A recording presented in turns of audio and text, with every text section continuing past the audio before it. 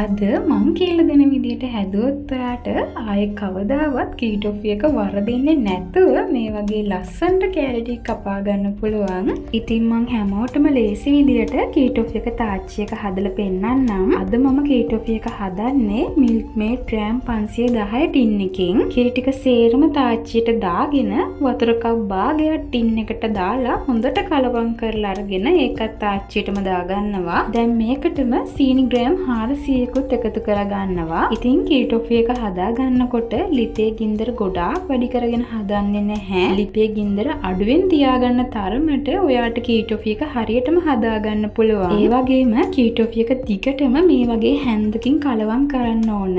නැත්තම් අඩිය අල්ලන්න බලනවා. දැන් මම මේ පෙන්නන්න ආට විනාඩි 20කට විතර පස්සේ දැන් ටික ටික මේ මිශ්‍රණය උකුවේගෙන එනවා.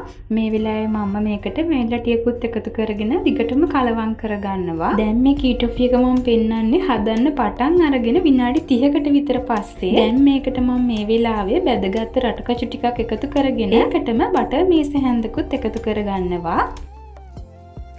දැන් මේ හදන්න පටන් අරන් විනාඩි 40කට විතර පස්සේ දැන් එන්න කීටොෆි එකේ පදම හරියාගෙන ඉන්නේ. මේ වෙලාවෙත් මම මේකට බටර් මේස හැන්දක් එකතු කරගන්නවා. දැන් මම මේ පෙන්නන්නේ විනාඩි 50කට විතර පස්සේ. දැන් මම මේකට මේ වෙලාවෙත් බටර් වලින් මේස හැන්දක් එකතු කරගන්නවා. ඉතින් ඔයා කීටොෆි එක හදා ගන්න කලින් අනිවාර්යයෙන්ම කීටොෆි එක දාගන්න තැටිය බටර් ටිකක් ගාලම ලෑස්ති කරලා තියාගන්න ඕන. දැන් ඔන්න පදම එන්න ඕන මෙන්න මේ වගේ හැන්දට අරගෙන බැලුවම කැඩි කැඩි තමයි වැටෙන්න ඕන. ඔන්න දැන් පදම හරි. දැන් ඉක්මනටම ලිපෙන් බාගෙන ට්‍රේ එකකට දාගමු. මේ වගේ ස්ක්‍රේප් එකක් තියෙනවා නම් තවත් ලේසි. නැත්තම් කෙසෙල් කොලයක් හරි අරගන්න.